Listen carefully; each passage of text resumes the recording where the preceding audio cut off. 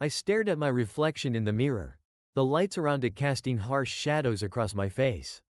The camera was already rolling, capturing my every move, every flicker of emotion.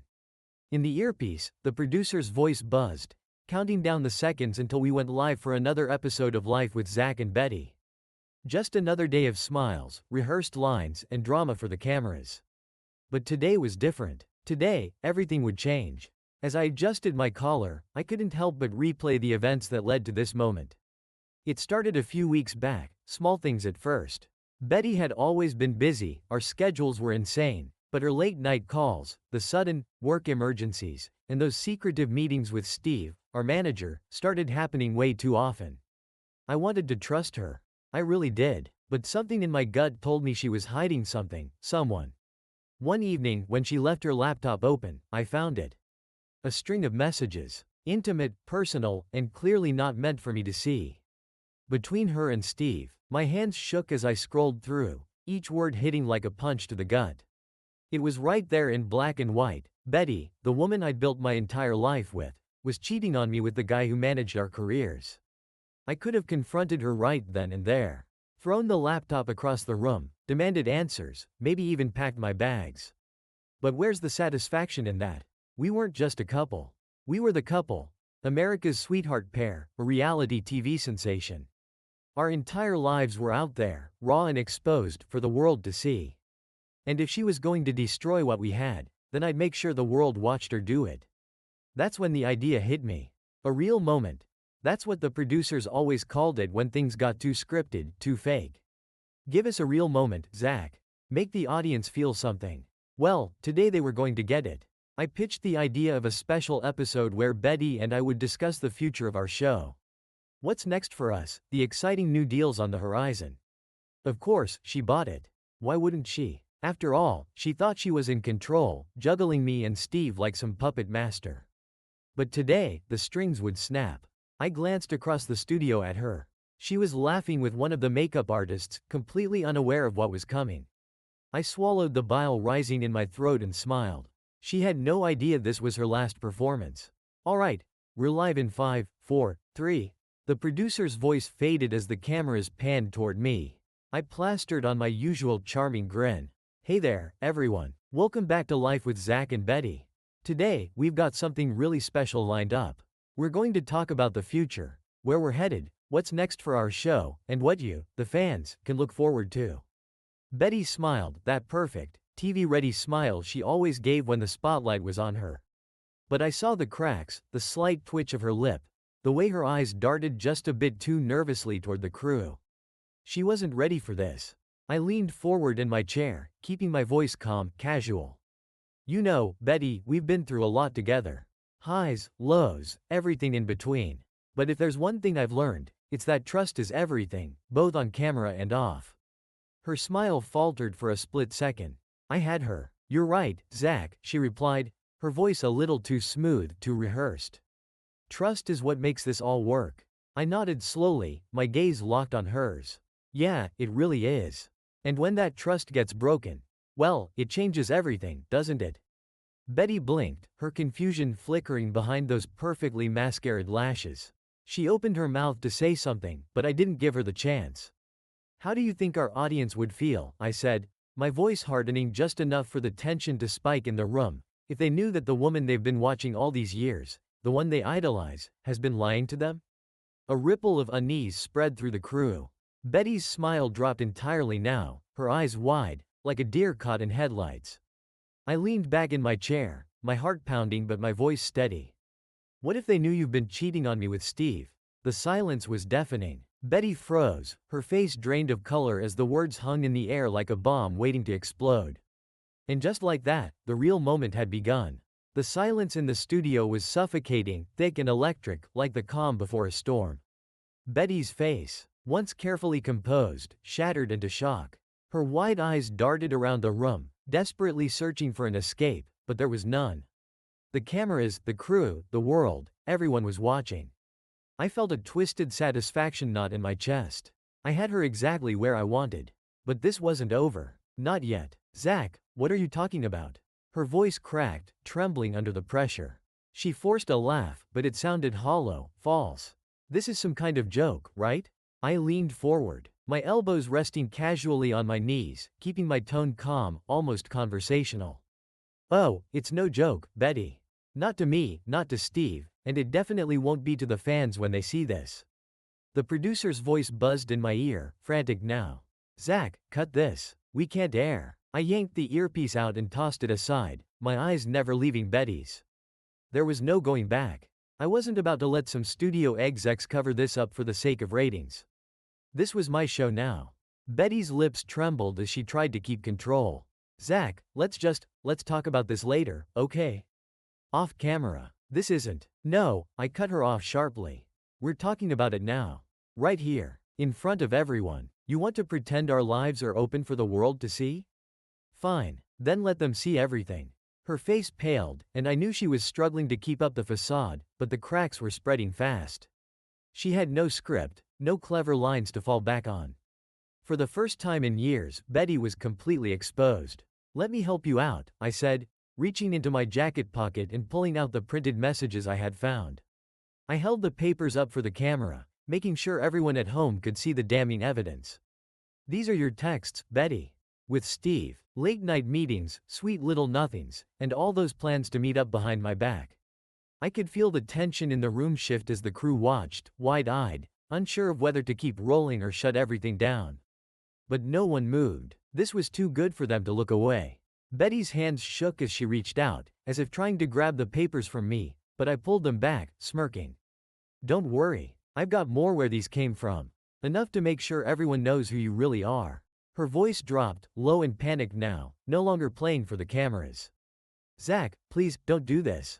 Not like this. I tilted my head, my expression hardening. Not like this? How should I do it, Betty? In private, so you can keep up your perfect little image? So you and Steve can laugh behind my back while I keep playing the fool? Her lip quivered as she stood up from her chair, her eyes glistening with unshed tears. It wasn't like that. You don't understand. Oh, I understand perfectly, I shot back, standing up to face her. You thought you could get away with it. You thought you could have it all, our marriage, the fame, and him. But guess what? The show's over. The cameras zoomed in on Betty, capturing every drop of her humiliation as her world came crashing down. Her career, her carefully curated image, everything she'd worked so hard to maintain, it was all crumbling right in front of her, and there wasn't a thing she could do to stop it. She reached out to touch my arm, her voice desperate, pleading. Zach, please, we can fix this. We can. I'll do anything, just. I pulled away, shaking my head. You already made your choice, Betty. Now you're going to live with it. The weight of my words hung in the air, and for a moment, I almost felt pity. Almost. But then I remembered the nights I'd spent wondering what I'd done wrong. The lies she fed me while sneaking off with Steve. No, this wasn't the time for pity. This was the time for justice. I looked straight into the camera, addressing the audience, the fans who'd been following our every move for years. This is what happens when you put on a show for too long. The truth always comes out. And now you all know who Betty really is. Betty collapsed back into her chair, her hands covering her face as the reality of the situation set in. There was no coming back from this. Not for her. Not for Steve. The cameras kept rolling, capturing every second of her breakdown. This wasn't just another episode. This was the end of her story. And the beginning of mine.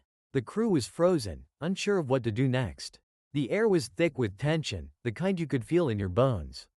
I could see them exchanging glances, waiting for someone to call, cut, but no one had the guts. Not after what just went down. They knew, as much as I did, that this wasn't just TV anymore. This was reality, raw and unfiltered. Betty sat slumped in her chair, her face buried in her hands. The makeup she'd spent hours perfecting was now smeared, her tears carving streaks down her cheeks.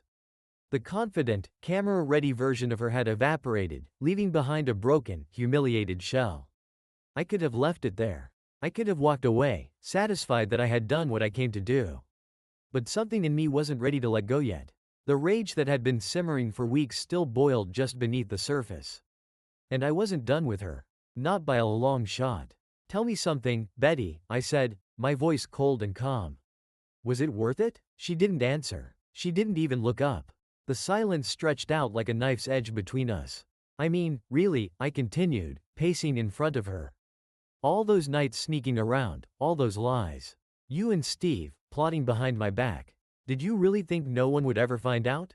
Her shoulders shook as she sobbed quietly, but still, no words came. I laughed, but there was no humor in it.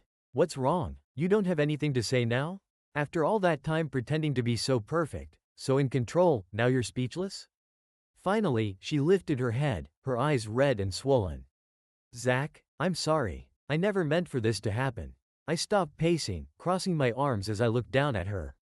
Sorry? That's it? You think an apology is going to fix this? You think that's all I want? Her lip trembled, but she forced herself to meet my gaze. I know I've messed up. I know I hurt you. But we can fix this, can't we? We've been through so much together. Please, let's talk about this. The desperation in her voice almost made me pause. Almost. But the image of those messages, the way she and Steve had laughed behind my back, flashed in my mind again. The betrayal was too deep, too raw. Talk about what, Betty? I spat, my patience wearing thin. There's nothing left to talk about. You destroyed everything the moment you decided to cheat on me. This isn't some misunderstanding we can sweep under the rug. You didn't just hurt me, you humiliated me. And now, you get to feel that same humiliation. She blinked rapidly, trying to compose herself, but it was no use. The cameras were still rolling, capturing her every desperate plea, her every tear. The world was watching, just like I had planned. I'm done, Betty, I said, my voice final. I'm done with this sham of a marriage, done with the lies, and done with you. Her face crumpled at my words. The full weight of what I was saying finally sinking in. You can't mean that, she whispered, her voice barely audible. We can fix this. I'll do anything. I cut her off, shaking my head. It's over. The contracts, the show, everything.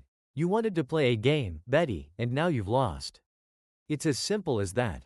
Her sobs grew louder, echoing through the silent studio. I felt a cold satisfaction settle in my chest. This was what she deserved. She had played with my trust, my life. And now she was paying the price.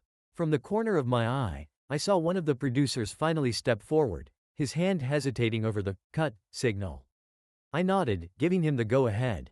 It was time. Cut, he shouted, his voice shaky. The cameras stopped rolling, but the damage had been done. Betty's tear-streaked face would be all over the internet in a matter of minutes, and there was nothing she could do to stop it. I turned to leave the set, my steps slow and deliberate. Behind me, I could still hear Betty crying, her soft, broken sobs filling the space between us.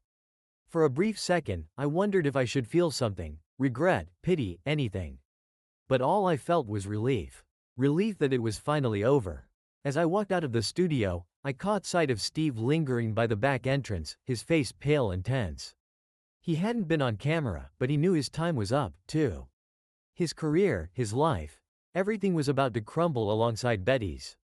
Our eyes met for a brief moment, and I gave him a small, knowing smirk. He didn't say a word, just turned and disappeared into the shadows, no doubt trying to figure out how to salvage what little dignity he had left. I stepped out into the cool evening air, the weight of the day finally lifting off my shoulders. For the first time in what felt like forever, I could breathe. The lies, the betrayal, the deceit, it was all behind me now. The show was over. I drove home in silence, the weight of what had just happened settling in. The streets were quiet, almost eerily so, as if the world was holding its breath, waiting for the fallout. The hum of the engine was the only sound that filled the void, a stark contrast to the chaos I had left behind in the studio. I should have felt triumphant, like I'd won some grand victory. After all, I had exposed Betty and Steve for what they truly were: liars, cheaters, manipulators. I'd ripped apart the glossy, fake image they had built, and now the whole world would know. But sitting in the driver's seat, my hands gripping the steering wheel a little too tightly, I realized that the satisfaction I thought I'd feel wasn't there. The truth was out, yes. But it didn't feel as clean as I thought it would. As I pulled into the driveway, the familiar sight of our mansion greeted me. Our perfect little palace that had been featured in countless episodes of Life with Zach and Betty. The sprawling yard, the perfectly manicured bushes, the white columns, everything looked exactly the same. But I knew it wasn't. Not anymore. I killed the engine and just sat there for a moment, staring at the house. My house. Our house. A house that had once been filled with laughter, late-night conversations, and the kind of moments you think will last forever.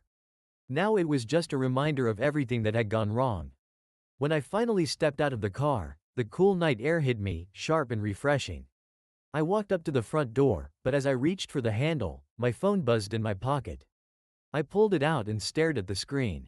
There it was, my first taste of the fallout. A news alert: reality TV star Betty Lawson exposed in on-air infidelity scandal. I let out a short, humorless laugh. They didn't waste any time. Opening the door, I stepped inside, the echo of my footsteps the only sound in the cavernous foyer. The place felt empty, too big, too cold. It used to feel like home, but now it was just a hollow shell. Betty wouldn't be coming back. She couldn't. The show, her contracts, everything we had built together, gone. I made my way to the living room, where the remnants of our life were scattered around: photos from premieres, awards we'd won together, gifts from fans. Each one was a reminder of the image we'd projected for so long, the fantasy we'd sold to millions of viewers. But it had all been fake. Just like her. Collapsing onto the couch, I opened my phone and scrolled through the flood of notifications. Social media was already exploding with reactions. Fans were in shock. The media was eating it up. And everyone had an opinion. Some were cheering me on, calling me a hero for exposing her. Others were horrified, calling the whole thing a staged publicity stunt. And then there were the trolls, already ripping into Betty, tearing her apart online. I should have felt vindicated, but all I felt was exhaustion. The kind that runs deep, the kind that doesn't just go away after a good night's sleep. As I scrolled through the comments, my phone rang. The name on the screen stopped me in my tracks: Steve. I stared at it for a long moment, the anger bubbling up again. Part of me wanted to ignore the call, to block him, to cut him out of my life for good. But another part of me, the part that craved answers, needed to know what he had to say. With a deep breath, I swiped to answer. "What do you want, Steve?" For a second, there was silence on the other end. Then, his voice, strained, desperate. "Zach, listen. I'm sorry, man. I know you probably don't want to hear it, but I'm sorry." I laughed, but it was sharp, bitter. "You're sorry? That's what you're leading with? Look, I messed up, okay? I never meant for this to happen. Betty and it was a mistake. A stupid, reckless mistake." "Mistake?" I snapped. "You don't just accidentally sleep with your client's wife, Steve. That's not a mistake. That's a choice." There was a pause, and I could hear him exhale, clearly struggling to find the right words. "I get it, Zach. I do. And I know there's nothing I can say to make this right. But I just wanted you to know that I regret it. I regret all of it." I stood up, pacing the room, the frustration building with every word he said. "You regret it now because you got caught. You and Betty were perfectly fine as long as you thought no one would find out. But now? Now, you're scared. Your career's about to tank, and you're trying to save face." His silence told me I was right. "Here's the thing, Steve," I said, my voice low but steady. "You and Betty didn't just screw up my marriage. You screwed up my life. My trust. My career. And you don't get to apologize and walk away from this. You both ruined everything." There was another pause, and when he finally spoke again, his voice was small, almost defeated. "I know, Zach, I know. And I don't expect you to forgive me. I don't know." I needed to say it. I didn't have anything left to say. Not to him. The damage was done. So I hung up, letting the phone fall onto the couch beside me. I sat there for a while, staring at the dark screen. The satisfaction I'd been chasing was nowhere to be found. Instead, there was just this gnawing emptiness, a quiet reminder that even though I had exposed the truth, I hadn't fixed anything. Betty's face flashed on the TV screen in the corner, her tear-streaked breakdown replayed over and over in the news coverage. I watched for a few minutes before turning it off. The fallout had begun, but I was still standing, even if everything around me was crumbling. I woke up the next morning to the sound of my phone vibrating on the nightstand. Its incessant buzzing cutting through the fog of sleep. My eyes cracked open, and for a brief, blissful moment, I forgot. I forgot about everything: the cameras, the betrayal, the disaster I'd set in motion. But then, like a tidal wave, reality came crashing back in. I grabbed my phone and glanced at the screen. Hundreds of messages, emails, missed calls. Social media notifications piling up like a bad storm. The world hadn't slept. It was buzzing with the fallout from last night's spectacle. I swiped through the messages. Most were from people I hadn't spoken to in years, suddenly popping back up in my life like vultures circling a fresh carcass. They all wanted a piece of the drama, their thinly veiled curiosity masquerading as concern. Hey, man, saw what happened. You okay? Zach, I can't believe what she did to you. If you need anything, hit me up. Dude, you're trending everywhere. This is crazy. Trending. That word stuck in my mind as I tossed my phone back onto the bed. My life had turned into a circus, and now I was the main attraction. I knew what would come next: the interviews, the headlines, the never-ending media frenzy that fed on every little scrap of scandal. I had thrown a grenade into my own life, and now I was watching the pieces fly. I got up, moving like a zombie through the house. The silence was almost deafening. No sound of Betty in the kitchen, no smell of coffee brewing, no chatter of production assistants bustling around preparing for another day of filming. Just me, alone. It hit me then, as I stared out the window at the sprawling yard we'd spent so much time pretending to enjoy for the cameras. This was what it felt like to win. I had gotten what I wanted, hadn't I? I'd exposed her, taken down the lie she had built. But now, all that was left was an empty house and a mess of broken pieces. The doorbell rang, snapping me out of my thoughts. I trudged to the door, not ready to face anyone, but curious enough to see who it was. When I opened the door, it was Karen, our publicist. She stood there, sunglasses on, lips pursed, her phone already in hand. Karen had been with us since the early days, back when life with Zach and Betty was just starting out, back when we were nobodies trying to break into the reality TV game.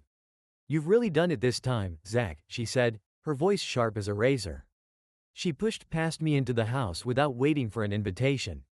I closed the door and followed her into the living room, where she was already setting up her laptop on the coffee table. "Karen, I really don't have the energy for this right now."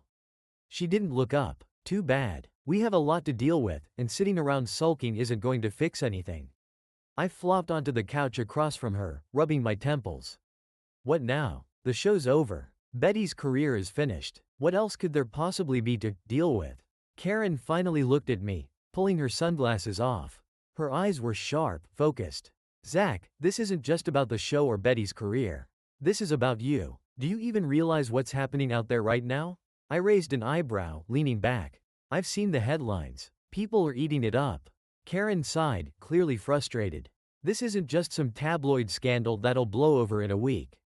You're part of a brand. You and Betty were a package deal. Your names are tied to everything: endorsements, contracts, partnerships. And now? Now, all of that is on the verge of collapse." I hadn't thought about that. Not really. In the heat of revenge, in the rush to expose the truth, I hadn't considered the long-term consequences. But Karen was right. Our image, our brand, wasn't just about the show. It was about the illusion we'd created for the public. And now that illusion had shattered. "So, what do we do?" I asked, already dreading the answer. Karen tapped away on her laptop, pulling up emails, contracts, spreadsheets. "First, we need damage control. We have to get ahead of the narrative. Right now, everyone's watching to see how you'll react. We need to frame this as your story, your comeback. You're the one who was wronged, the one who took a stand. That's the angle." I crossed my arms, leaning forward. "So, what? I go on some talk show and pour my heart out? Cry about how I was the victim?" She shook her head. "Not exactly. We don't need tears. We need control. You've already shown the world you're not going to take this lying down. Now, you double down. Own it. You'll do interviews, but on your terms. We'll release a statement, but it'll be on your timeline, not theirs." I stared at her, the weight of her words sinking in. Karen was right. This wasn't just about revenge anymore. It was about survival, mine. Betty had destroyed everything we had built together, but I still had a chance to salvage something for myself. If I played this right, I could come out of this stronger. Hell, I might even come out of it better. "And what about Betty?" I asked, though I already knew the answer. Karen smirked, a cold, calculated look in her eyes. "She's done. Her fanbase is in shambles, and no one in the industry is going to touch her after this. But don't worry. We're not here to worry about her. We're here to make sure you come out on top." I nodded slowly, the wheels in my head starting to turn. This wasn't the end, it was just the beginning. I had torn everything down, but now it was time to rebuild. And this time, I'd do it on my own terms. Karen snapped her laptop shut and stood up. "I'll have a list of media outlets ready by tomorrow. Get some rest, Zach." You've got a lot of work ahead of you. She headed for the door, pausing only to give me one last look. Oh, and Zach? Next time you decide to blow up your life on national TV, give me a heads up. I chuckled, despite myself. Yeah, I'll try to remember that. As she left, I stood there for a moment, staring at the empty house around me. It was time to start cleaning up the wreckage. I had set the stage for this downfall. Now, I had to step into the spotlight and control the narrative. The next few days passed in a blur of phone calls, emails, and media frenzy. I didn't leave the house, couldn't, really. The paparazzi were camped out like vultures, waiting to snap a picture of me stepping out for milk or looking wrecked from the fallout. I wasn't about to give them the satisfaction. Karen had been running the show, as usual. Every time the phone rang, I knew it was another producer or news outlet eager to get their hands on the next big interview. They all wanted to hear my side of the story, Zach Lawson. The man who took down his wife and their picture-perfect reality show on live TV. My inbox was full of offers, some respectful, others practically salivating at the chance to broadcast my mess. Morning America, 60 Minutes, and even the late-night talk shows were all reaching out. Karen's voice in my head was a constant refrain: control the narrative. Make it yours. It didn't take long for Betty to make her own move, though. I should have seen it coming. I was sitting in the living room, scrolling through the latest headlines about us when the TV lit up with breaking news. Betty had finally made her appearance, taking a shot at cleaning up the mess I'd created. There she was, sitting in a pristine studio, looking every bit the victim, her eyes puffy like she'd spent the last few days crying. She wasn't on live TV this time. This was a pre-recorded interview, polished and edited, her story laid out just right for maximum sympathy. The headline at the bottom of the screen read, "Betty Lawson breaks silence." I was blindsided. I clenched my jaw as she started talking. I should have turned it off, but I couldn't. I needed to hear it. She sat there, speaking in that soft, rehearsed tone, tears glistening just enough to make it look authentic. "I know what I did was wrong," she said, her voice breaking just slightly. "I betrayed Zach, and I regret it every single day." I scoffed. Regret? Only now, when her empire was crumbling. I never expected Zach to humiliate me like that. She continued, her lip trembling. "He destroyed my career, my relationships, everything we built together. I don't understand how someone could be so cruel." Cruel? That's what she was calling it. I could feel the heat rising in my chest. She was twisting the knife, flipping the script like she always did, playing the victim. She was good at that. It was why we worked so well on TV. She knew how to sell a story. "I just want to move forward," she said, sniffling for effect. "I know I made mistakes. But what Zach did, it was vindictive, and it's hurt so many people." Hurt people? Sure, but not the way she was painting it. I grabbed the remote, turning off the TV before I could listen to any more of her lies. Betty was smart. She was going to play the long game, the emotional martyr, and hope that people would start feeling sorry for her. And in Hollywood, it didn't take much for the tide to turn. I knew her tactics too well. If I didn't act soon, her sob story would slowly shift the public opinion. And I'd be the villain. The next morning, Karen came by, her energy focused and businesslike. She walked in like she owned the place, setting up her laptop and flipping through her notes. I was still reeling from seeing Betty's performance on TV, but I had to keep my composure. Karen didn't need to know I was rattled. "So," she said, eyes flicking over the screen. "It's time." "Time for what?" "For your side of the story to go public. I've lined up an interview with Morning America. It's big, national exposure. We'll position you as the one who brought the truth to light. You control the narrative, like we talked about."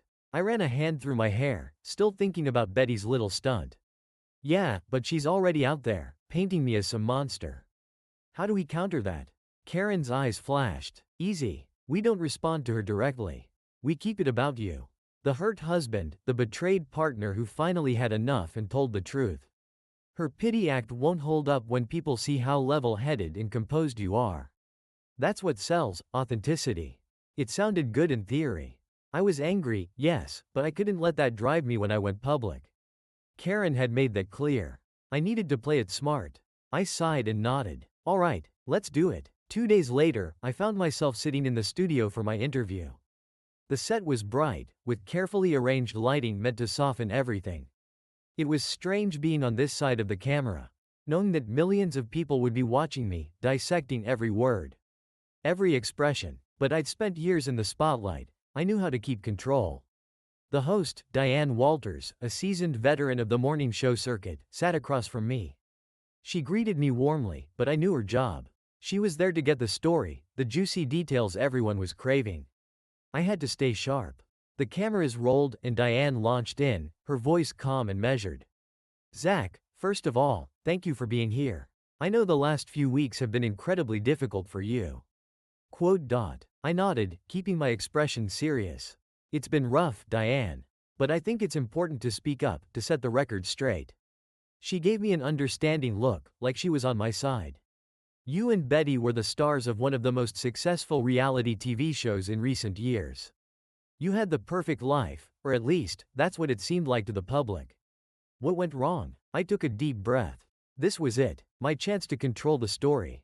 What people saw on screen wasn't always the reality of our lives. We portrayed this image of being the perfect couple, but behind the scenes, things were falling apart. Diane leaned in slightly, her eyes narrowing just a bit. "And when did you realize that Betty was being unfaithful?" I could feel the tension in the room. This was the moment they all wanted, the emotional punch. "It was a gradual realization," I said, my voice steady. "There were signs, things that didn't add up. Eventually, I discovered that she had been seeing our manager, Steve. Behind my back. It wasn't just the betrayal, it was the lies, the manipulation." Diane nodded, her face full of sympathy. "That must have been devastating." "It was," I agreed. "But what hurt more was knowing that she was willing to continue the charade, to keep lying to me, to our fans. That's when I knew I had to put an end to it." "And that led to your decision to expose her on live TV?" I paused, letting the weight of the moment sink in. "Yes, it wasn't an easy decision. But I felt like I had no other choice. People deserved to know the truth, and I wasn't going to keep living a lie." Diane's expression softened even more, and I could tell I had her. "Do you have any regrets about how it all went down?" I looked her straight in the eye. "Regret? No. It wasn't pretty, but sometimes the truth isn't. If I hadn't exposed what was really going on, I'd still be stuck in that lie, and that's something I couldn't live with." The interview wrapped up, and as I left the studio, I felt a strange sense of calm. The story was out, my side of it, at least. Now, all I could do was wait and see how the public would react. But one thing was certain, there was no turning back now. I barely had time to catch my breath after the interview before the next wave hit. I should have known Betty wouldn't take it lying down. The woman was nothing if not relentless, especially when her back was against the wall. It started with the tabloids, of course. They were always the first to pick up on anything remotely scandalous. Photos of Betty leaving a hotel with Steve started circulating, fueling the fire even more. But there was more. It wasn't just the affair anymore. Betty was fighting back, and her strategy was crystal clear. If she was going down, she was taking me with her. The headline splashed across my screen screamed at me. "Betty Lawson exposes Zach's dark secrets, the untold story of their marriage." I stared at it, my stomach twisting into knots. I clicked the article, dreading every word, but needing to see how far she was willing to go. In the piece, Betty painted me as controlling, manipulative, and cold. According to her, our marriage had been falling apart for years because I was obsessed with the show, with our image. She described me as a man who only cared about fame and money, someone who pushed her to the brink until she made one terrible mistake with Steve. There were quotes, probably from sources close to Betty, which likely meant her friends or Steve himself, saying I'd been distant. That I hadn't been there for her emotionally, that our relationship had become nothing more than a business partnership. It was classic Betty, turning herself into the victim, even when she was the one who tore us apart. And now, she was twisting everything, making it seem like she'd been forced into Steve's arms because I was some heartless bastard. I threw my phone onto the couch, my hands clenched into fists. I knew this game. I'd played it too, but Betty was playing it dirty. She was digging up everything she could to make me look like the bad guy, hoping the public would start sympathizing with her again. And the worst part? It was working. Karen called me minutes after the article dropped. "Zach, have you seen it?" she asked, her voice tight with tension. "Yeah, I saw it." She's flipping the script, turning me into the villain. Karen sighed. "I knew she'd pull something like this. She's desperate. But this isn't good for you." "No kidding," I muttered, pacing the living room. What do we do now? We need to hit back, but not in the same way. Karen said, you can't get dragged into a mudslinging match. If you respond emotionally, she'll win. People will think you're just as bad as she's making you out to be. I leaned against the wall, feeling the weight of everything pressing down on me. So what? I just sit here and let her ruin my name? No, but we need to be smart about this. I'm lining up another interview for you. Something more serious, not just a morning show fluff piece. This needs to go deeper, show the real you. We need to remind people why they liked you in the first place. Why they believed in you. I wasn't sure I believed in myself anymore. Betty was playing a brutal game, and if I wasn't careful, she'd pull me under with her. But Karen was right. I couldn't lash out. That would just make me look like the unhinged, fame-obsessed husband Betty was trying to paint me as. Fine, I said, pushing off the wall. Let's do it, but we need to make sure this doesn't become a back-and-forth spectacle. I'm not going to let her drag me into that. Karen agreed, and we spent the next few hours planning our next move. She was good at this, I had to give her that. But no amount of PR strategy could erase the fact that Betty was digging up dirt I hadn't even considered she'd use. As I sat back, scrolling through social media, I could see the tide shifting. People were starting to question the story. Maybe Betty wasn't the villain after all. Maybe I was the cold, career-driven monster she was making me out to be. The comments hurt the most. People who had supported me after the reveal were now turning on me, calling me controlling, manipulative, saying that I was just as much to blame for the breakdown of our marriage. Some even claimed I'd pushed her to the affair, as if it was my fault she had cheated.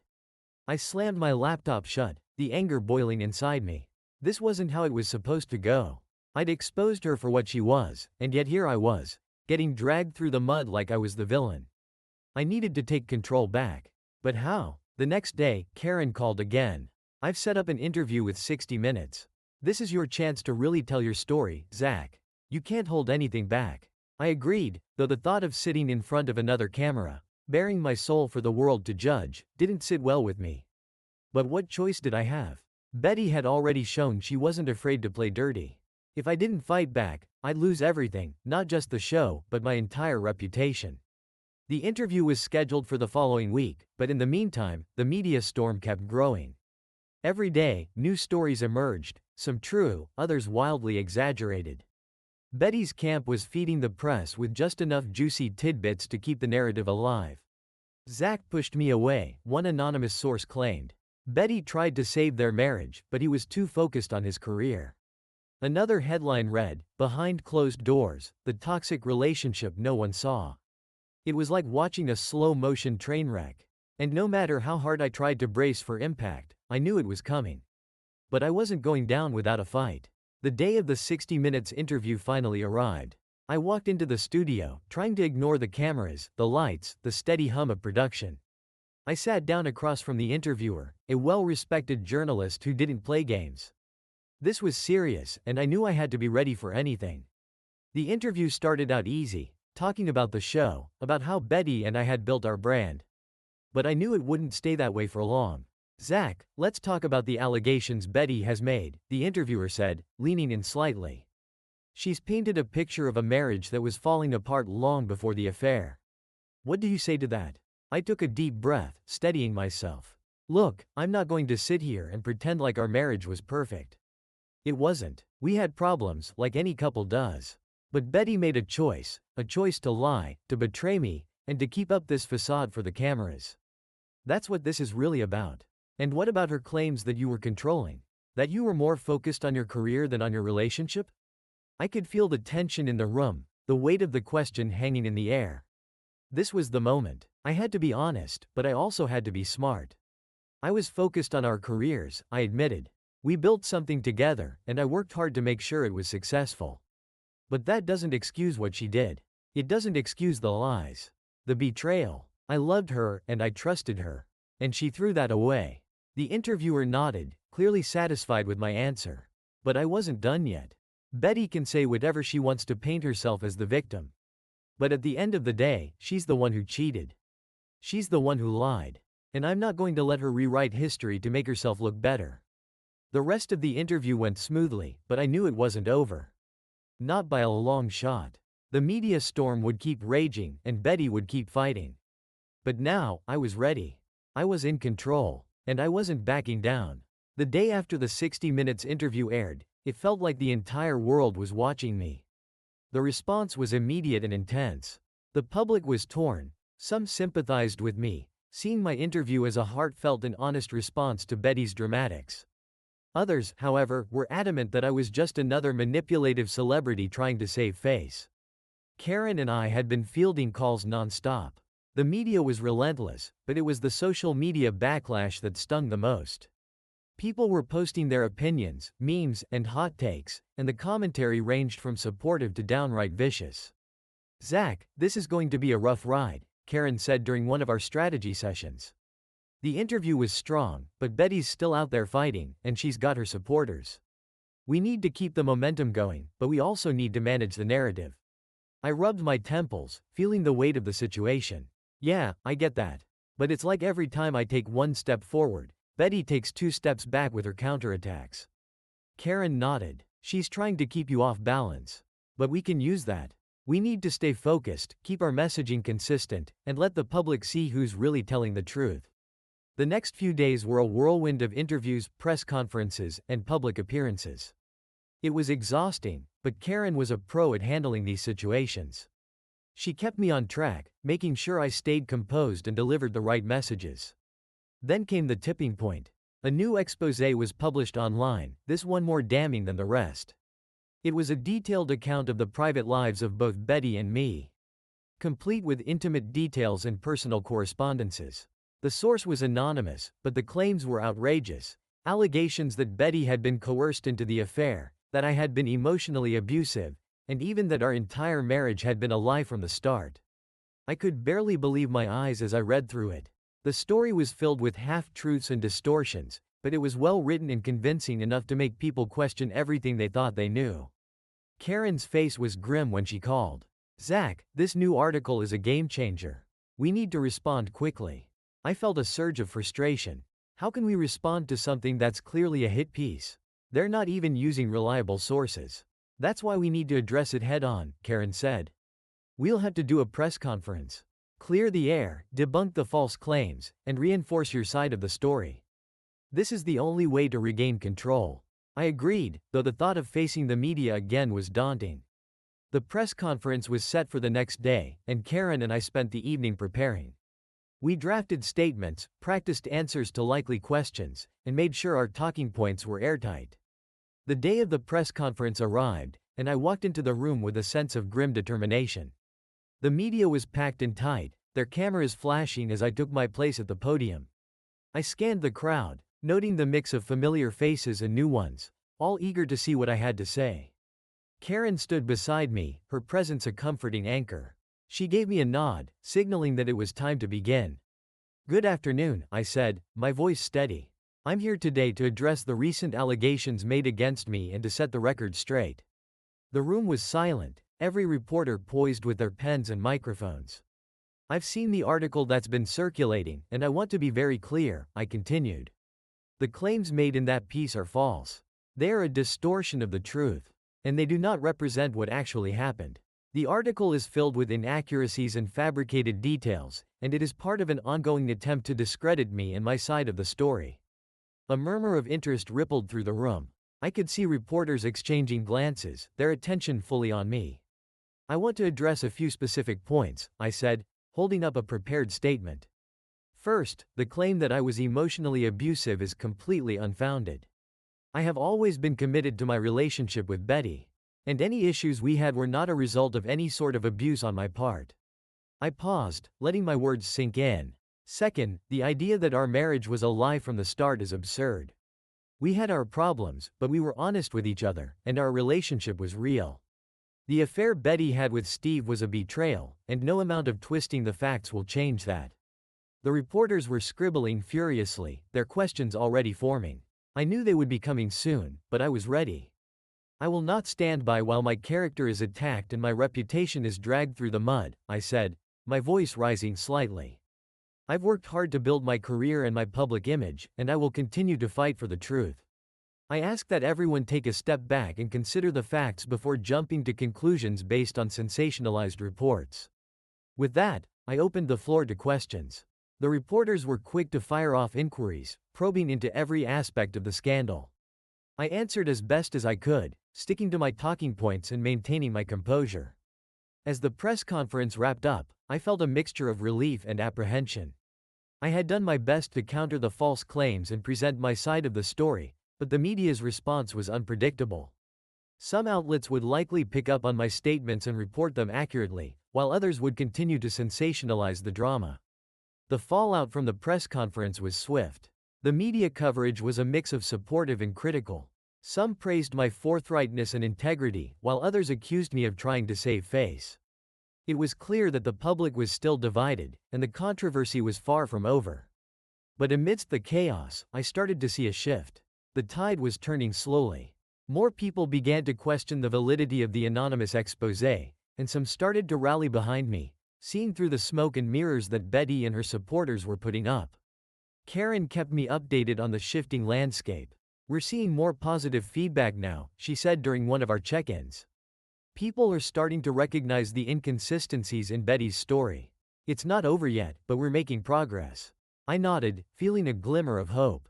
It was a long road ahead, and there were still battles to fight. But for the first time in a while, it felt like I was gaining some ground. The public's opinion was beginning to sway in my favor, and that was something I hadn't felt in a long time. As I looked ahead, I knew that the fight was far from over. Betty was still out there, and her attempts to undermine me weren't going to stop. But I was ready to face whatever came next. I had taken back some control, and I wasn't about to let go now. The chaos of the past few weeks had left me exhausted. The media frenzy was relentless, and while I was finally starting to see some positive feedback, Betty wasn't done fighting. If anything, she seemed to be ramping up her efforts. Karen and I were in the office, going over strategy for the next round of press interactions when the news broke. Betty had announced a public statement, and the media was abuzz with speculation. "Did you see this?" Karen asked, her tone sharp with concern as she showed me the breaking news alert on her phone. "Betty's making another move. She's claiming that she's reached out to a major news outlet with new evidence that could change everything." I skimmed the article, my heart sinking as I read through the details. Betty was alleging that she had a recorded conversation between herself and Steve, which supposedly proved that I had been aware of and complicit in their affair. According to her, the conversation had been secretly recorded and was about to be released to the public. "It's a setup," I said, slamming my fist on the desk. "She's trying to shift the narrative again. If she's got something like that, it's probably doctored or taken out of context." Karen nodded, her face pale. "We need to be ready for the fallout. If she's releasing this evidence, it could really shake things up." The news quickly dominated the headlines. Betty's public statement claimed that the recording would reveal the true nature of our relationship and my supposed involvement in the affair. The press was having a field day, speculating about what could be on the recording and what it might mean for the ongoing scandal. Karen and I decided to hold a press conference to address the rumors before the recording was released. We had to act fast to control the narrative. The last thing we needed was for Betty's fabricated evidence to gain traction and further damage my reputation. The press conference was scheduled for the next day. I walked into the room with a sense of grim determination. I had to be ready for anything Betty and her team could throw at me. As always, the media was packed, their cameras flashing and reporters eager to hear what I had to say. I stepped up to the podium, Karen by my side, and faced the sea of journalists. The room was tense with anticipation. "Good afternoon," I began, my voice steady. "I'm here to address the latest claims made by Betty Lawson and to set the record straight once again." I glanced at the prepared statement in front of me, taking a deep breath before continuing. "Betty has announced that she has a recording which she claims will change everything. I want to be clear, this recording is not what it seems. If she releases it, it will be nothing more than a desperate attempt to shift the blame and further manipulate the situation." A murmur of interest ran through the crowd. I could see reporters scribbling notes and exchanging glances. "I am fully prepared to address any claims made in this supposed recording," I continued. "I am confident that the truth will come out, and I urge everyone to wait until all the facts are presented before jumping to conclusions. Betty's attempt to use this recording to sway public opinion is just another tactic in her ongoing campaign to avoid responsibility for her actions." The questions came fast and furious. Reporters asked about the recording, the details of the affair, and my response to Betty's claims. I answered as best as I could, sticking to my talking points and maintaining my composure. It was clear that the media was hungry for more details, but I had to stay focused on presenting the truth and not getting dragged into further speculation. As the press conference wrapped up, I felt a mix of relief and anxiety. The media was still buzzing with the news, and Betty's recording was expected to be released soon. The following day, the recording was finally made public. I watched in disbelief as the media played excerpts from the conversation between Betty and Steve. The recording seemed to show Betty talking about our marriage and hinting that I was aware of the affair. It was a carefully edited clip designed to look incriminating. I could feel the weight of the situation pressing down on me. The media was once again in a frenzy, and the public's reaction was mixed. Some believed that the recording was evidence of my involvement, while others saw through the manipulation. Karen and I met to discuss our response. "This recording is designed to provoke," she said, her voice tense. "We need to counter it with a clear, factual rebuttal. We should release a full, unedited version of the conversation if possible." I agreed, though the thought of releasing the full recording made me uneasy. We have to expose the truth. If the public sees the entire conversation, they'll understand that it's been edited to serve Betty's narrative. Quote. Karen coordinated with our legal team to prepare a full transcript and unedited version of the conversation. We plan to release it alongside a detailed statement addressing the context and the manipulation behind the edited clips. The day we released the full recording was tense. The media coverage was intense, with reporters eagerly dissecting every detail. The unedited version of the conversation showed that Betty had indeed manipulated the context to fit her narrative. The public reaction was swift, with many coming to see the recording for what it was, a desperate attempt to turn the tide in her favor. In the aftermath, the media began to shift its focus. The sensationalism of the recording was overshadowed by the growing realization that Betty's claims were unfounded. The public began to question her motives and the validity of her evidence. Karen and I took a moment to assess the situation. "We've turned the corner," she said, a note of relief in her voice. "People are starting to see through Betty's tactics. We need to keep up the momentum and continue to focus on our message." I nodded, feeling a sense of cautious optimism. The battle wasn't over, but for the first time in weeks, it felt like things were finally starting to shift in my favor. The public was beginning to see the truth, and Betty's attempts to manipulate the narrative were losing their power. The fight was far from over, but I was determined to see it through. I had fought for the truth, and I was ready to face whatever came next. The days following the release of the full recording were a whirlwind. The media landscape was shifting, and public opinion was starting to turn. The full, unedited version of Betty's recording had been a critical turning point, exposing her attempts at manipulation and undermining her credibility. Karen and I continued to monitor the situation closely. We kept an eye on the media coverage and social media reactions, trying to gauge how the public was responding to the latest developments. "Zach, the feedback is looking more positive," Karen said during one of our updates. "There's a noticeable shift in the way people are talking about the case. More people are questioning Betty's version of events and coming around to your side." I was cautiously optimistic but remained vigilant. "That's good to hear, but I know how quickly things can change. We need to keep pushing forward and stay on top of the narrative." Our efforts were starting to pay off. Articles and news segments began to reflect a growing skepticism about Betty's claims. Public sentiment was leaning towards supporting me, and it seemed that the tide was turning in my favor. Then came a pivotal moment. A major celebrity news outlet, one of the most respected in the industry, released an in-depth investigative report on the scandal. The report included interviews with key people involved and a detailed examination of the evidence. I watched the report with a mixture of anxiety and hope. The investigative piece was thorough and fair, presenting both sides of the story and exposing the inconsistencies in Betty's claims. The report concluded with a clear message: Betty had been using deception and manipulation in an attempt to deflect blame and salvage her reputation. The impact of the report was immediate. Public opinion continued to shift, and the media started to focus on the credibility of Betty's claims.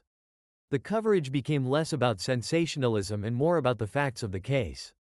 The next few days were a blur of interviews, statements, and public appearances. I was invited to several high-profile talk shows and news programs to discuss the latest developments and share my side of the story. One evening, I appeared on a popular talk show hosted by a well-known journalist. The interview was a chance to address the public directly and present my perspective on the scandal. As I sat in the studio, the familiar lights and cameras felt both intimidating and reassuring. The host, Laura, greeted me with a warm smile. "Welcome, Zach. It's good to have you here." "Thanks, Laura," I said, taking a seat across from her. "It's good to be here."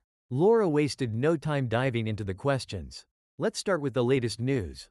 The investigative report seems to have had a significant impact. How are you feeling about the way things are going now?" I took a deep breath, choosing my words carefully. "I'm relieved to see that the truth is coming out. It's been a challenging and painful process, but I'm grateful that people are starting to see through the deception and manipulation. I just want to focus on moving forward and rebuilding from here." Laura nodded. "And how do you plan to move forward? What's next for you after all this?" "It's about focusing on my career and personal life," I replied. "I want to put this behind me and work on what's important. I've always been dedicated to my work and my fans, and that's where I want to put my energy now."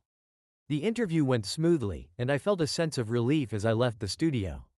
The public's response to the interview was positive, and it seemed like the media was finally ready to shift its focus away from the scandal and towards my future plans. Despite the progress, Betty wasn't going down without a fight. She continued to make public appearances and issue statements, trying to maintain her side of the story. But her credibility was waning, and her attempts to salvage her reputation were becoming increasingly desperate. Karen and I kept a close eye on her activities but remained focused on our own strategy. The media landscape was gradually moving past the scandal, and it was important to maintain a steady and positive public presence. One afternoon, Karen and I had a meeting to discuss our next steps. "The media coverage is starting to wind down," Karen said. "We need to be ready for any final attempts Betty might make to keep this story alive. But overall, we're in a strong position now." I nodded. "I'm ready to move on. The past few weeks have been exhausting, but I'm optimistic about the future. I just want to get back to normal life and focus on my work." Karen smiled. "That's the right attitude. We've come a long way, and things are looking up. Let's stay focused and make sure we finish strong." As I looked ahead, I felt a mixture of relief and determination. The scandal had been a challenging ordeal, but I was ready to put it behind me and move forward. The public's verdict was clear. My side of the story had resonated, and Betty's attempts to manipulate the situation had failed. It was time to focus on what really mattered: my career, my personal life, and the people who had supported me through this difficult time. The road to recovery would be long, but I was ready to face it with renewed strength and a clear sense of purpose. The media frenzy had begun to settle, and the fallout from Betty's last-ditch efforts was starting to die down. It was clear that the public was ready to move on, and so was I. The constant barrage of media attention and public scrutiny was wearing thin, but I was determined to see this through to the end. Karen and I were in our office, discussing the final steps of our strategy. "Zach, things are winding down," Karen said, her tone measured. "We've managed to turn the tide in our favor, but we need to stay vigilant. Betty may try one last stunt to get attention." I nodded, feeling the exhaustion but also a sense of relief. "What's the plan now? How do we make sure this doesn't drag on any longer?" "We need to focus on rebuilding your image and wrapping up the legal aspects," Karen said. "Make sure we have everything in place to move forward without any lingering issues. We'll also need to prepare a final statement to address the end of this saga and put everything to rest." The next few days were filled with meetings, legal consultations, and preparation for the final public statement. We worked with our legal team to ensure all the loose ends were tied up and that there were no lingering legal battles with Betty. The final public statement was carefully crafted and designed to address the end of the scandal definitively. It was a chance to close this chapter and signal a new beginning. Karen and I reviewed the statement multiple times, ensuring that it was clear, concise, and left no room for misinterpretation. When the day came to release the statement, I felt a mix of relief and nervous anticipation. I knew that this was the moment to put everything behind me and focus on the future. The statement was published across all media platforms. It acknowledged the end of the public scandal and expressed gratitude to those who had supported me throughout the ordeal. It also reiterated my commitment to moving forward and focusing on my career and personal life. The public's reaction was generally positive. The media coverage shifted to more neutral or supportive tones, and the scandal began to fade into the background. Betty's attempts to stay in the spotlight were met with growing indifference, and it became clear that the public was ready to move on. With the scandal officially behind me, it was time to focus on rebuilding and moving forward. The first step was to reconnect with my fans and industry colleagues.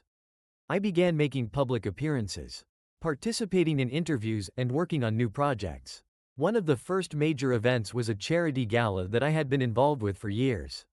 It was an opportunity to reconnect with the community and show that I was ready to put the past behind me and focus on positive contributions.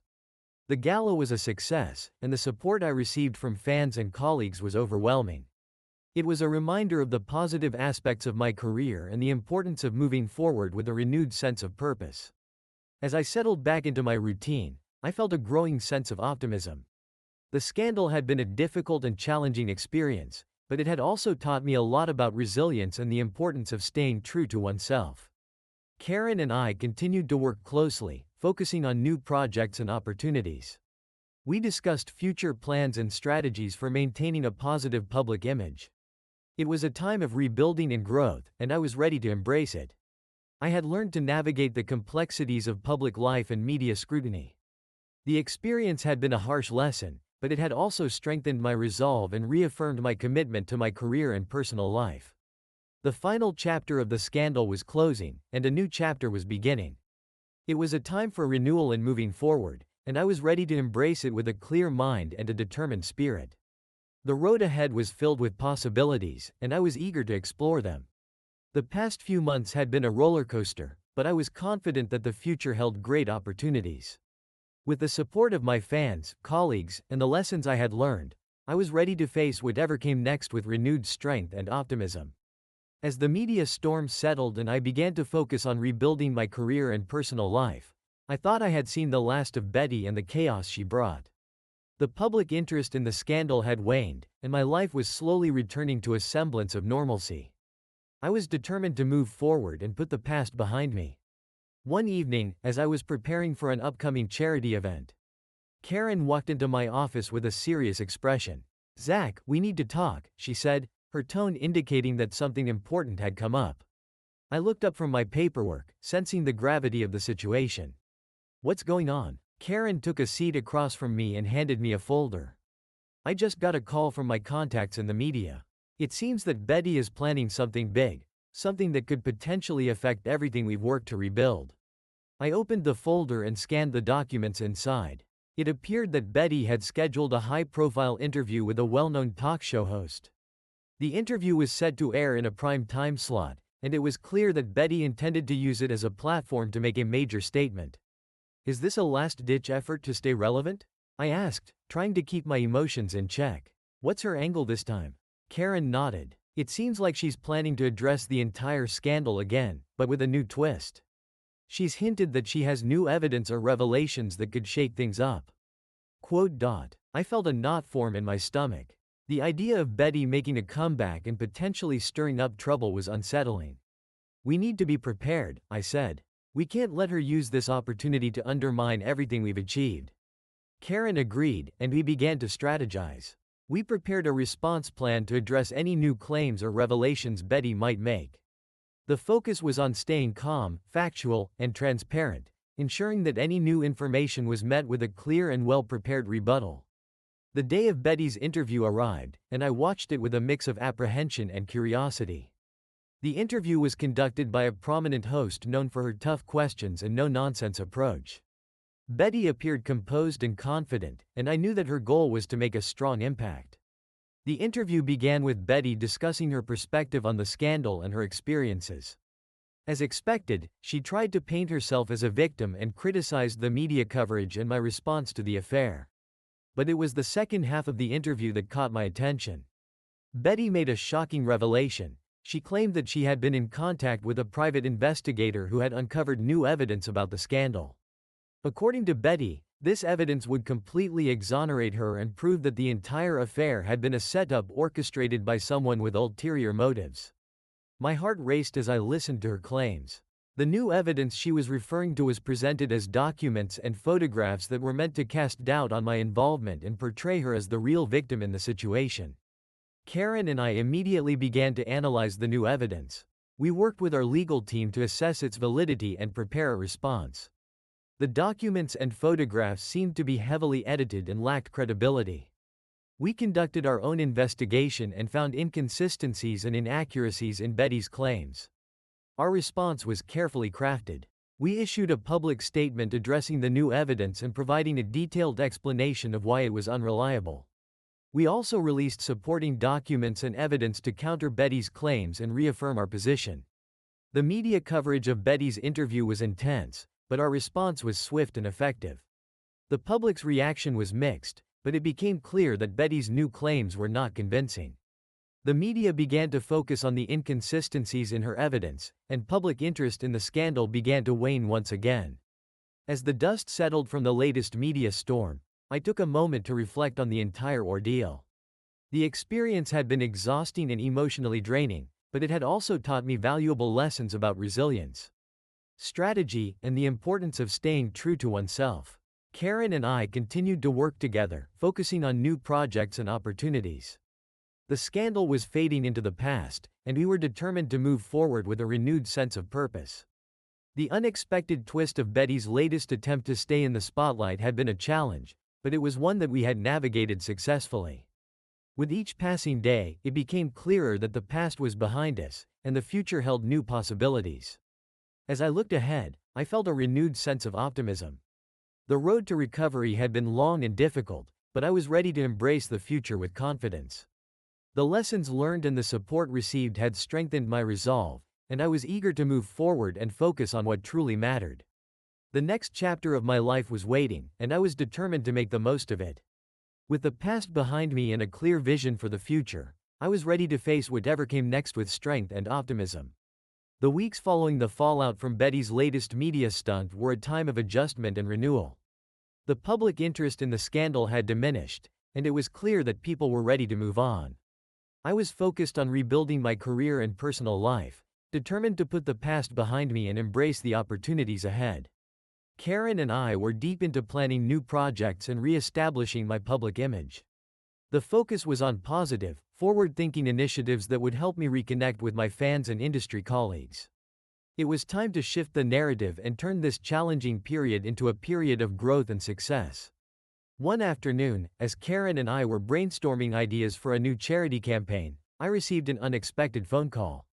It was from a prominent entertainment executive, Michael Lawson, who had heard about the recent developments and wanted to discuss potential opportunities. "Michael, it's great to hear from you," I said, surprised but intrigued. "What can I do for you?" Michael's voice was warm and enthusiastic. "Zach, I've been following the situation, and I think it's time to talk about a new project. I've been working on an idea for a reality show that focuses on personal growth and overcoming challenges. Given everything you've been through, I think you'd be perfect for it." The proposal was intriguing. The show would be about individuals facing significant challenges and finding ways to overcome them. It was a chance to share my story and connect with people on a deeper level, while also contributing to a positive and meaningful project. "I'm interested," I said, "but I want to understand more about the concept and how it aligns with my goals." Michael explained the details of the show and how it would provide a platform for individuals to share their personal journeys and triumphs. It sounded like an opportunity to turn a challenging experience into something positive and inspiring. As we discussed the show, I began to see it as a chance to not only rebuild my career but also to make a difference. The focus on personal growth and overcoming adversity resonated with me, and I was excited about the potential to use my experiences to inspire and help others. Karen and I spent the following weeks working closely with Michael and his team to develop the show's format and outline. We crafted a narrative that highlighted resilience and personal transformation, drawing from my own journey and the lessons learned during the scandal. The project began to take shape, and I was excited about the direction it was heading. The show was set to debut in a prime time slot, and the buzz around it was growing. It was a fresh start and a new chapter, and I was eager to embrace it. As the launch date approached, I prepared for the show's debut with a mix of anticipation and nervousness. The press and public were paying close attention, and I knew that the success of the show would be a crucial part of my career turnaround. The day of the premiere arrived, and the show's debut was met with positive reviews and strong viewer engagement. The first episode featured compelling stories of individuals overcoming obstacles and finding new paths forward. My own segment was a deeply personal and honest account of my experiences, and the feedback was overwhelmingly supportive. The show's success marked a turning point. It not only helped to re-establish my public image but also created a platform for positive storytelling and personal growth. The audience responded well to the show's message, and it quickly gained a loyal following. With the show well received, I began to focus on other aspects of my career and personal life. The positive momentum from the show opened up new opportunities, and I was able to reconnect with fans and colleagues in meaningful ways. The experience had been transformative, and it was clear that the future was filled with new possibilities. Karen and I continued to work on new projects and explore creative ideas. We also took time to reflect on the journey and the lessons learned. The challenges had been difficult, but they had also led to growth and new opportunities. As I looked ahead, I felt a renewed sense of purpose and optimism. The past few months had been a roller coaster, but I was ready to embrace the future with confidence and excitement. The new chapter of my life was unfolding, and I was eager to see where it would lead. The turnaround was more than just a career rebound, it was a chance to make a positive impact and inspire others. With the past behind me and a clear vision for the future, I was ready to face whatever came next with strength and determination. As the reality show continued to gain traction and the positive feedback poured in, it became evident that this new chapter of my life was shaping up to be something truly special. The show was not only a career revitalization but also a personal journey of transformation and healing. With the success of the show, my schedule became increasingly busy. I was involved in promotional events, interviews, and planning the future direction of the series. It was a whirlwind of activity, but I welcomed the momentum and the opportunity to focus on positive projects. One afternoon, as I was preparing for an upcoming event, I received a call from Michael Lawson. He sounded excited, which piqued my curiosity. "Zach, I've got some great news," Michael said. "We've been getting incredible feedback on the show, and there's a lot of interest in expanding it. We're looking at potential spin-offs and new projects that could further your personal brand and message." I was intrigued. What kind of projects are we talking about? Michael outlined several ideas, including a follow-up series that would dive deeper into the personal stories of our participants and a documentary exploring the impact of the show on their lives.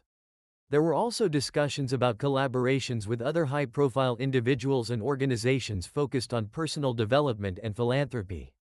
"It sounds like there's a lot of potential," I said. "I'm excited about the possibilities. Let's explore these ideas and see where we can take them." We began working on the new projects, focusing on expanding the show's reach and impact. The spin-offs and documentary would allow us to delve deeper into the stories of the people we featured and further our mission of promoting personal growth and resilience. As we worked on the new projects, I continued to maintain a positive public presence. I attended charity events, engaged with fans, and collaborated with other industry professionals. The support I received from the public and my colleagues was overwhelming, and it was clear that the new direction of my career was resonating with people. One of the most rewarding aspects of the new chapter was the opportunity to give back. I was involved in various philanthropic efforts, including supporting organizations that focused on mental health, personal development, and community empowerment. It was a chance to use my platform for meaningful causes and make a positive impact on people's lives. The charity events were particularly special. They provided an opportunity to connect with individuals and communities in a meaningful way and to see firsthand the difference that support and compassion could make. Each event was a reminder of the positive changes that could come from difficult experiences and a reaffirmation of my commitment to making a difference. The new projects and philanthropic efforts were just the beginning. As the show and its spin-offs gained popularity, I found myself exploring even more opportunities for growth and impact. I was approached by various organizations and individuals who wanted to collaborate on new ventures and initiatives. One of the most exciting opportunities was a potential book deal. The idea of writing a memoir that detailed my journey and the lessons I had learned was both daunting and exhilarating. It was a chance to share my story in a new way and to reach an even wider audience. Karen and I discussed the book idea extensively. We worked with literary agents and publishers to develop a proposal and outline for the memoir. It was a project that required deep reflection and honesty, but I was ready to embrace the challenge and share my experiences in a meaningful way. As the year came to a close, I looked back on the journey with a sense of accomplishment and gratitude. The challenges I had faced had been difficult, but they had also led to personal and professional growth. The new projects, the positive public response, and the opportunities for giving back had created a fulfilling and rewarding path forward. The future was bright, and I was excited about the possibilities that lay ahead.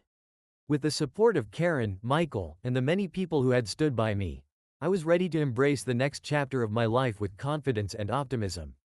The new beginning was more than just a career revival. It was a chance to make a lasting impact and to inspire others. As I moved forward, I was determined to continue growing, learning, and making a positive difference in the world. The journey had been transformative, and I was eager to see where it would lead next. With the new year well underway, my focus had shifted towards consolidating the success of the reality show and the related projects. The show's spin-offs and the documentary were progressing smoothly, and the public's continued support was a testament to the positive impact we had managed to create. One evening, as I was reviewing the latest project updates with Karen, I received an unexpected visitor. It was Laura, an old friend and former colleague who had worked with me early in my career. Her presence was a pleasant surprise and a reminder of how far I had come. "Laura, it's been a while," I said, greeting her warmly. "What brings you here?" Laura smiled, her eyes reflecting a mix of nostalgia and excitement. "I heard about the success of your recent projects and wanted to catch up. I also have something I think you might be interested in." She handed me a folder, and I could see that it was filled with articles, reviews, and notes. "What's this about?" Laura's expression grew serious. "I've been working on a project that focuses on the long-term impact of personal challenges and how people recover from them. Your story and the success of your show would be a significant part of this project. I think it's an opportunity to highlight not just your journey but also the broader message of resilience and recovery." As I reviewed the materials, I realized that Laura's project was aligned with the themes of the show and my own experiences. It was an opportunity to delve deeper into the narrative and explore how personal challenges could lead to positive change. We spent the next few weeks working closely with Laura and her team. The project aimed to create a comprehensive report and multimedia presentation on the impact of personal adversity, featuring stories from various individuals, including myself. The process was both introspective and enlightening.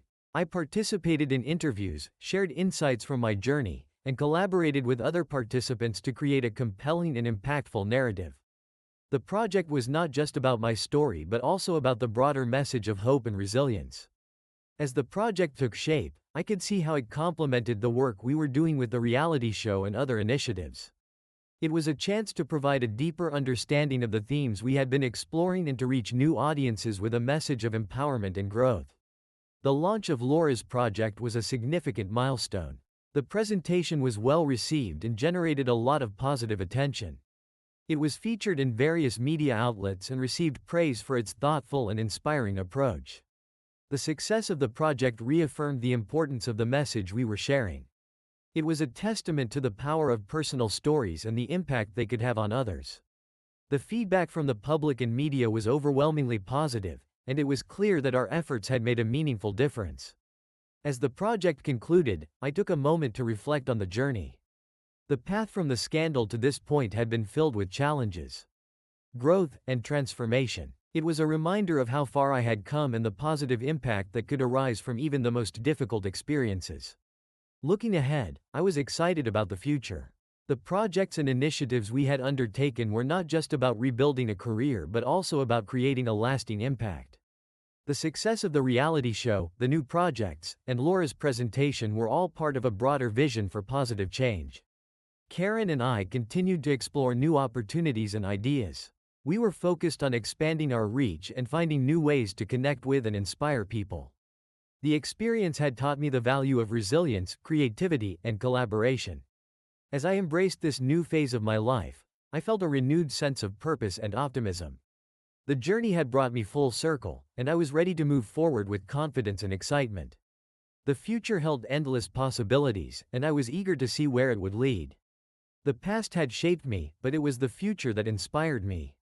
With the lessons learned and the support of those around me, I was prepared to face whatever came next with determination and hope. The new beginning was not just a chance for personal growth but also an opportunity to make a meaningful difference in the world. With the success of the reality show, the spin-offs, and Laura's project, I felt a renewed sense of purpose and direction. The positive momentum was exhilarating, and it seemed like there was no limit to what we could achieve. However, the journey was far from over, and new challenges were on the horizon. One morning, as I was going through my emails, I received an invitation that caught my attention. It was from a high-profile charity organization that was known for its ambitious and impactful initiatives. They were organizing a major fundraising event and wanted me to be a key speaker. The event would bring together influential figures from various industries, and the goal was to raise awareness and funds for a global cause related to personal development and mental health. It was an opportunity to further align my brand with meaningful causes and make a significant impact on a larger scale. I met with Karen to discuss the invitation. "This could be a game changer," she said, examining the details. "It's a chance to reach a broader audience and reinforce the positive message we've been promoting." I agreed. "It's an excellent opportunity. Let's make sure we prepare thoroughly and use it to our advantage." We began preparing for the event, working on my speech and the key messages we wanted to convey. The goal was to connect with the audience, share my experiences, and inspire them to support the cause. It was a chance to leverage my platform for a significant and impactful purpose. As the event approached, the media buzz increased, and the anticipation grew. The lineup of speakers and performers was impressive, and it was clear that the event would be a major highlight of the year. I felt a mix of excitement and nervousness as I prepared to take the stage. The day of the event arrived, and the venue was filled with influential figures and media representatives. The atmosphere was charged with energy and anticipation. I arrived early, met with the organizers, and reviewed the final details of my presentation. When it was finally my turn to speak, I took the stage with a deep breath, ready to make an impact. The audience was attentive, and I could feel the weight of the moment. I shared my story, the challenges I had faced, and the lessons I had learned. I spoke about the importance of resilience, personal growth, and the need for support and understanding in the journey of overcoming adversity. The response was powerful. The audience was engaged and moved by the message, and the impact was evident. The event raised substantial funds and generated significant media coverage. It was a testament to the power of personal stories and the positive change that could come from sharing them. Following the event, I received numerous messages of support and appreciation. The media coverage highlighted the success of the event and the positive impact it had on the cause. It was clear that the speech had resonated with many people and contributed to the success of the fundraising efforts. The experience was a significant milestone in my journey. It reinforced the importance of using my platform for meaningful causes and demonstrated the power of personal stories in inspiring and motivating others. In the weeks that followed, Karen and I continued to explore new opportunities and projects. The success of the charity event opened doors to further collaborations and initiatives.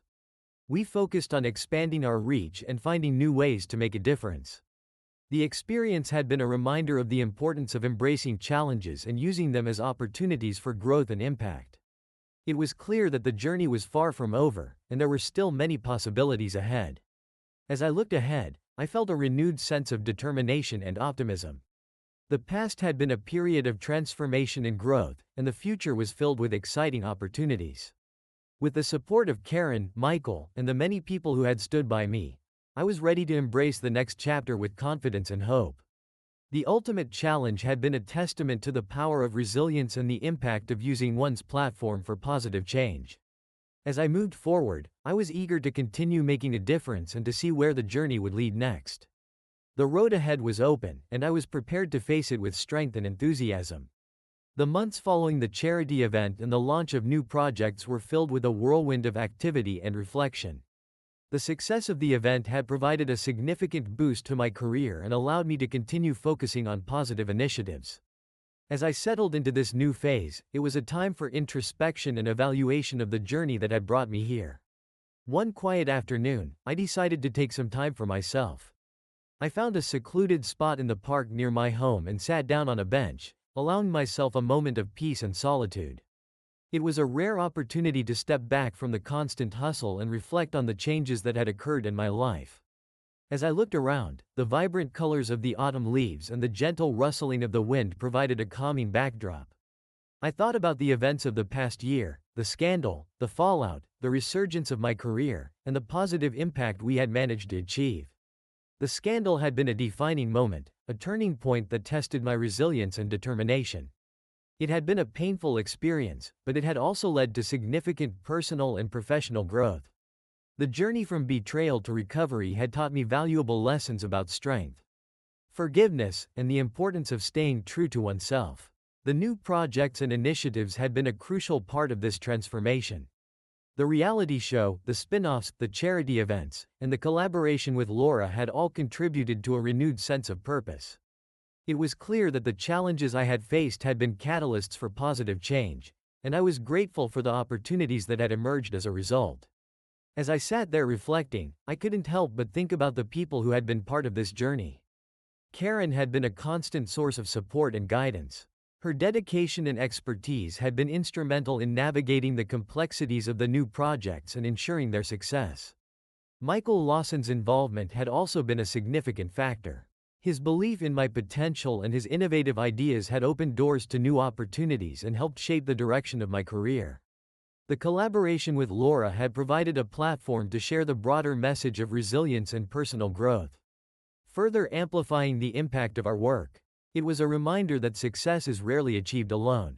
The support of friends, colleagues, and collaborators had been essential in turning challenges into opportunities and creating a positive narrative. The journey had been a collective effort, and I was deeply appreciative of the people who had stood by me and contributed to the success. As I left the park and returned to my daily routine, I carried with me a renewed sense of clarity and purpose. The reflections had solidified my understanding of the journey and reinforced my commitment to making a positive impact. The future was filled with possibilities, and I was determined to continue pursuing meaningful projects and initiatives. The experiences of the past year had shaped me in profound ways. They had tested my limits, revealed my strengths, and provided valuable insights into what truly matters. Moving forward, I was focused on embracing new challenges and opportunities with the same resilience and optimism that had guided me through the difficult times. The journey was far from over, and there were still many goals to achieve and dreams to pursue. As I looked ahead, I felt a deep sense of gratitude and excitement. The path had been winding and full of obstacles, but it had also been incredibly rewarding. I was ready to continue forging ahead, with a clear vision and a renewed sense of purpose. The next chapter of my life was unfolding, and I was eager to embrace it with all the lessons learned and the support of those who had been part of the journey. The future held endless possibilities, and I was prepared to face it with confidence and hope.